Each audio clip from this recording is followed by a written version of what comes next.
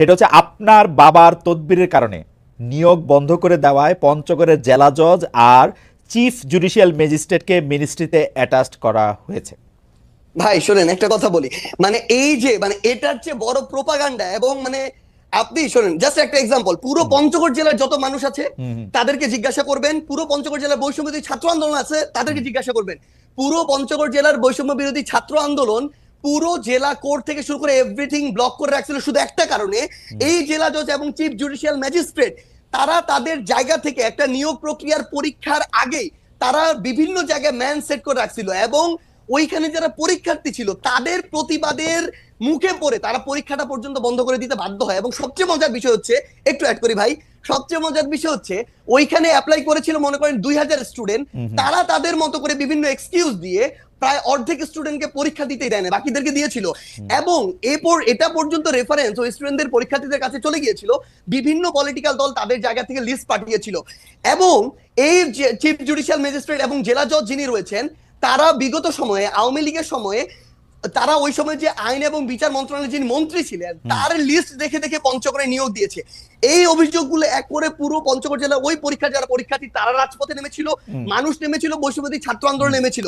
কোন সিঙ্গেল একজন পার্সন যদি এটা বলতে পারে, ভাই আমিও বলতে পারি খালেদ মহিউদ্দিন ভাই বিগত সময়ে এরকম অনেক কঠিন কঠিন টকশো করেছেন, কিন্তু তারপরও আওয়ামী লীগের বিরুদ্ধে কঠোর হন নাই। সাপোজ এটা এরকম আসতেছে এই জন্য ভাই 100 কোটি টাকা পেয়েছিলেন, এটা আমি বললাম, কিন্তু এটা কোনদিন সত্য হইতে পারে না। আপনি সিঙ্গেল এরকম একটা দেখাবেন যে কেউ একজন বলবে যে আমাদের একটা রেফারেন্স ওই জায়গায় গিয়েছিল যে কারণে আমরা এটা বাধা দিয়েছি। প্রথম কথা যে আপনি কি এই সমস্যার সমাধান করলেন, মানে এই সমস্যার সমাধানে আপনি নেতৃত্ব দিলেন? ধরেন আমি কেন নেতৃত্ব দিব? না ভাই, সবচেয়ে বড় শুনেন, আপনার কাছে অভিযোগটা আছে, তারপর আপনি এটা সমাধান করলেন, ব্যাপারটা কিরকম? না না না, আমার কাছে অভিযোগ কেন আসবে? আমার কাছে কোনো অভিযোগই আসে নাই। আমরা আমাদের জায়গা থেকে যে জিনিসটা দেখেছিলাম যে যখন পঞ্চগড় জেলার বৈষম্যবিরোধী ছাত্র আন্দোলন এই একটা আগে থেকেই ঠিক করা নিয়োগ প্রক্রিয়ায় যাচ্ছিল, এবং তাদের আগের রেকর্ড গুলো এরকম যে বিভিন্ন রেফারেন্সে, বিভিন্ন সুপারিশে এবং অর্থ লেনদেনের মধ্য দিয়ে তারা নিয়োগ দিয়েছে।